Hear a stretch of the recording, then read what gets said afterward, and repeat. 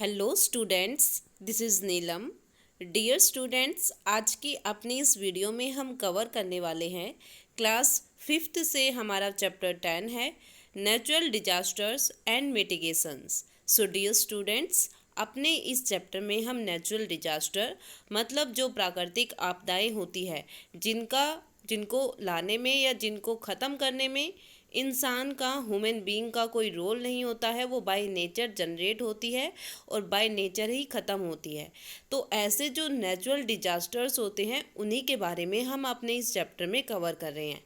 और साथ में हम ये भी देखेंगे कि जो नेचुरल डिजास्टर होते हैं उनको कैसे कम किया जा सकता है या कौन कौन से ऑर्गेनाइजेशन हैं जो इनके लिए इस ऐसे टाइम में जब डिजास्टर्स आते हैं तो उस टाइम लोगों की हेल्प करते हैं। तो जैसा कि हमने अपनी पहली वीडियोस में देखा, नेचुरल डिजास्टर में मेन हम इंक्लूड करते हैं जैसे flood, drought, earthquake, cyclone, tsunami, landslide and forest fire.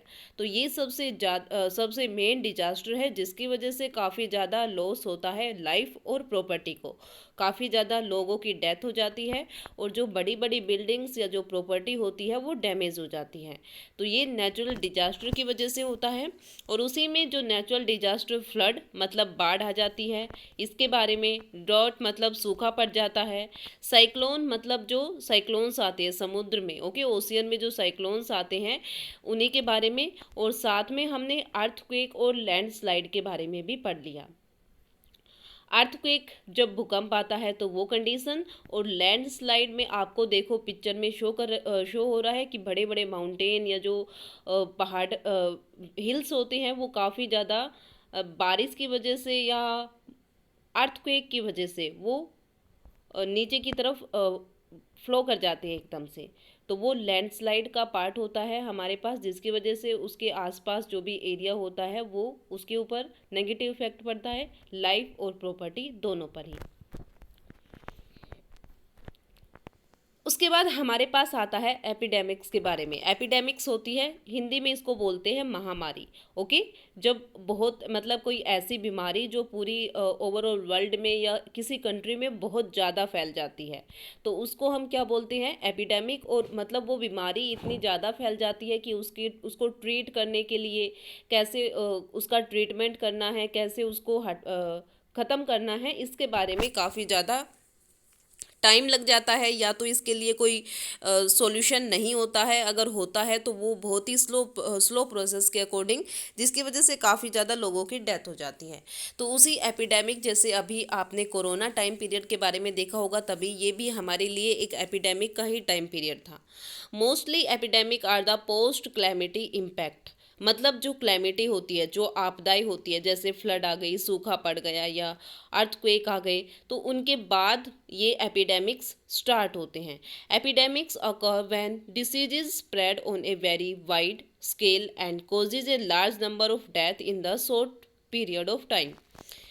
तो जो एपिडेमिक्स होते हैं उसमें क्या होता है, जो डिसीजेज होती है, जो बहुत बड़ी बीमारियां होती है वो फैल जाती है, वो भी काफ़ी बड़े लेवल पर। वाइड स्केल मतलब बड़े लेवल पर।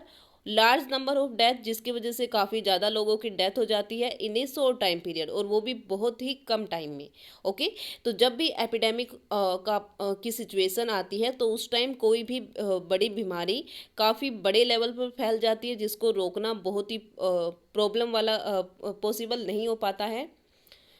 काफ़ी लोगों की डेथ हो जाती है और टाइम पीरियड भी बहुत कम होता है, मतलब बहुत कम में ही कम टाइम पीरियड में काफ़ी ज़्यादा लोगों की डेथ हो जाती है। Diseases like cholera, gastroenteritis, measles, plague and malaria break out the epidemic due to unhygienic condition after disaster like flood, heavy rainfall and earthquake। तो यहाँ पर आपको कुछ डिसीजेस के बारे में दे रखा है। ये मोस्टली तभी फैलती है जब कोई डिजास्टर आता है, उसके बाद ये बीमारी फैलती है। जैसे फ्लड है, बाढ़ आ गई एकदम से। ओके, बाढ़ आती है तो क्या होता है, आसपास के जो एरियाज होते हैं वहाँ पर पानी भर जाता है, और पानी भरने की वजह से उसमें मॉस्किटोज जो है वो ग्रो करने लग जाते हैं, जिसकी वजह से काफ़ी जो मलेरिया जो है वो फैलने लग जाता है। ओके, तो इसकी वजह से एपिडेमिक, क्योंकि ज़्यादा लोगों को मलेरिया होगा तो कैसे उनको कंट्रोल करना है, कैसे उनका ट्रीटमेंट करना है, तो इसमें काफ़ी प्रॉब्लम होती है। और जिसकी वजह से अगर किसी को टाइम पर ट्रीटमेंट नहीं मिल पाता है तो उनकी डेथ भी हो जाती है। तो ऐसे करके एपिडेमिक की वजह से लाइफ को बहुत ज़्यादा लॉस होता है। उसके बाद हमारे पास हमारा मेन टॉपिक आता है नेक्स्ट, मिटिगेशन के बारे में। मिटिगेशन मतलब ऐसे कौन कौन से बचाव कार्य जिसको हम बोलते हैं ना, कि जैसे अगर मान लो डिजास्टर आ जाते हैं, बाढ़ आ गई, भूकंप आ गया, सुनामी आ गई, तो उस टाइम हमें कैसे लोगों की हेल्प करना है, कौन उन लोगों की हेल्प करेगा, कौन ऑर्गेनाइजेशन उनके लिए स्टेप लेगा, तो उसको हम इंक्लूड करते हैं मिटिगेशन में। Various national and international non governmental organization, NGOs. Okay, NGOs अगर आपसे यहाँ पर वन वर्ड क्वेश्चन आपके पास आता है, एनजीओज का मतलब, NGOs stand for national government organization. तो काफ़ी नेशनल और नेशनल गवर्नमेंट नहीं, सॉरी, नॉन गवर्नमेंटल ऑर्गेनाइजेशन है। Okay, non governmental organization. तो काफ़ी नेशनल और इंटरनेशनल एनजीओज होते हैं जो इस टाइम पर जब डिजास्टर आते हैं तो उस टाइम लोगों की हेल्प करने के लिए आगे आते हैं। Take initiative to provide relief and support to the people affected by natural calamity. अब जो भी कोई प्राकृतिक आपदा आती है, बाय नेचर जो भी प्रॉब्लम क्रिएट होती है, तो उसमें लोगों की हेल्प करने के लिए, उनको सपोर्ट करने के लिए जो एनजीओज होती हैं वो आगे आते हैं, वो स्टेप लेते हैं। Some of the organizations that provide help and support with money and manpower are, कुछ ऑर्गेनाइजेशन आपको यहाँ पर दे रखे हैं जो पैसे और मैन पावर दोनों देते हैं। ओके, मतलब उनका कंट्रीब्यूशन होता है मैन पावर प्रोवाइड कराने में और मनी प्रोवाइड कराने में। ओके, तो उन ऑर्गेनाइजेशन में फर्स्ट हमारे पास आता है the prime minister relief fund. Okay, first the prime minister relief fund, second volunteer for Indian development and empowerment, wide, volunteers for Indian development and empowerment. तो ये भी हम एक ऑर्गेनाइजेशन है जो नेचुरल डिजास्टर के समय लोगों की हेल्प करता है। The Oxford committee for famine relief, Oxfam, तो ये भी आपको याद रखना है। यहाँ पर आपको देखो सिंबल भी दे रखे साथ में, तो इन सिंबल के अकॉर्डिंग भी आप पता लगा सकते हो कि कौन सा सिंबल किस ऑर्गेनाइजेशन से कनेक्टेड है। तो ऐसे करके ये सिंबल हमारे पास है। इसके अलावा the red cross society, next united nation children emergency fund और UNICEF, next child relief and you, first hand foundation, fight the drought funds. तो ये कुछ ऑर्गेनाइजेशन हमारे पास दिए हुए हैं, एनजीओज हमारे पास दिए हैं जो नेचुरल क्लैमिटीज़ के टाइम पे, जब नेचुरल डिजास्टर आते हैं उस टाइम पर जो भी अफेक्टेड लोग होते हैं उनकी हेल्प करते हैं, उनको पैसे भी प्रोवाइड कराते हैं और मैन पावर भी प्रोवाइड कराते हैं, ताकि जो उनके लिए एक बहुत ही बुरा टाइम उस टाइम आता है उसमें उनकी हेल्प की जा सके। Many other agencies of the United Nations work actively to provide relief and help to in the process of rehabilitation of disaster affected people.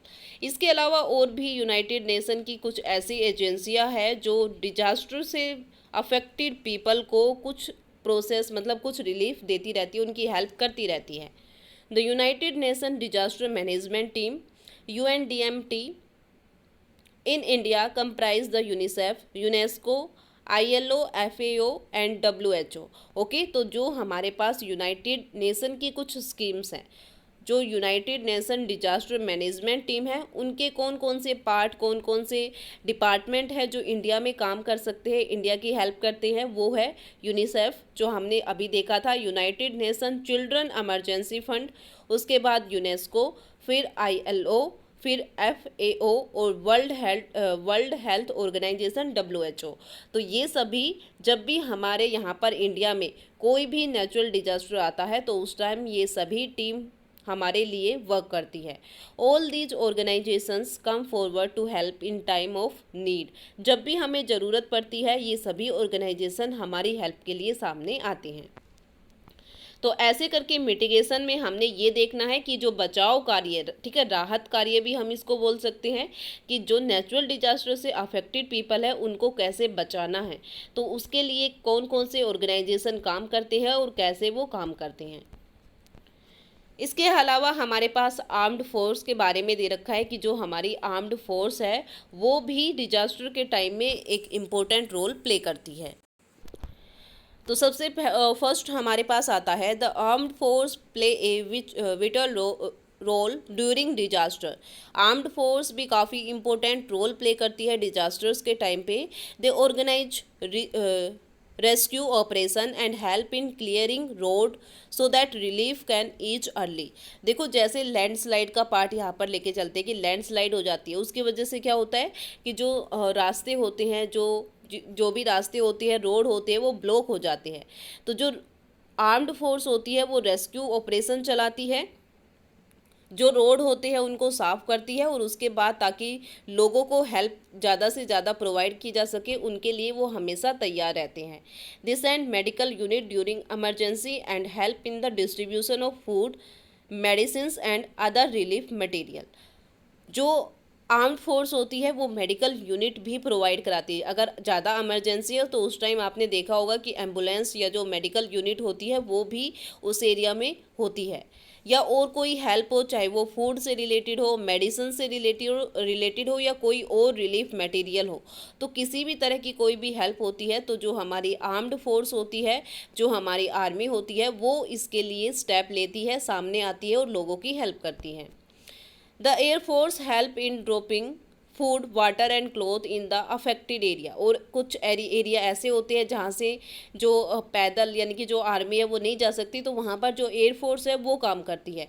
वो ऊपर स्काई से, मतलब जो हमारा एयरवे होता है, एयरवे से ऊपर से, ठीक है, हेलीकॉप्टर्स का यूज़ करके फूड, वाटर और जो क्लोथ होती है वो अफेक्टेड एरिया में डिस्ट्रीब्यूट करती है। वहाँ पे नीचे की तरफ वो उनको, जो भी लोग उनको लेने वाले होते हैं, उनको दे देती है। The police try to maintain laws and order during a disaster to prevent anti-social elements from looting and destroying shop and home. जब भी कोई डिजास्टर आता है तो उस टाइम लोगों के पास कोई भी काम नहीं होता, वो कैसे काम करेंगे, कहाँ से उनको इनकम मिलेगी। तो इसके लिए कई बार क्या होता है कि लोग गलत हैबिट में चले जाते हैं कि वो आसपास के एरिया में चोरी करने लग जाते हैं, या जो शॉप होती है उनको डिस्ट्रॉय कर देते हैं। तो यहाँ पर पुलिस का क्या रोल होता है कि वो वहाँ पर उनको अच्छे से संभालेगी, जो लॉज और ऑर्डर्स हैं उनको मेंटेन करके रखेगी, ताकि जो एंटी सोशल एलिमेंट्स हैं उनको रोका जा सके। During calamities, business house, school and college help to collect money, medicine, cloth, utensil, food etcetera as charity for the relief of the affected area. इतना ही नहीं, इंडिया कंट्री में जो भी लोग होते हैं, मतलब ओनली जो आर्म्ड फोर्स होती है या जो एनजीओज होते हैं वही हेल्प नहीं करते, बाकी और भी जो पर्सन होते हैं, जो बिजनेसमैन होते हैं या स्कूल होते हैं, कॉलेजेस होते हैं, वो भी अपनी तरफ से पूरी हेल्प करते हैं ताकि जो अफेक्टेड एरियाज है वहाँ पर रिलीफ पहुँचाया जा सके। वो पैसे कलेक्ट कर सकते हैं, मेडिसिन दे सकते हैं, क्लॉथ दे सकते हैं, फूड दे सकते हैं। तो ऐसे करके वो अपने कंट्री के डिजास्टर से अफेक्टेड लोगों की हेल्प कर सकते हैं, उनको रिलीफ दे सकते हैं। तो ये था हमारे पास हमारा आज का टॉपिक, जिसमें हमने मिटिगेशंस और role of armed force during disaster के बारे में देखा। तो आई होप आप इस टॉपिक को दोबारा से पढ़ते हुए दोबारा इसको अच्छे से कवर करोगे, इसको समझोगे, और इससे रिलेटेड जो भी प्रॉब्लम है वो आप मेरे साथ डिस्कस कर सकते हो। Thank you.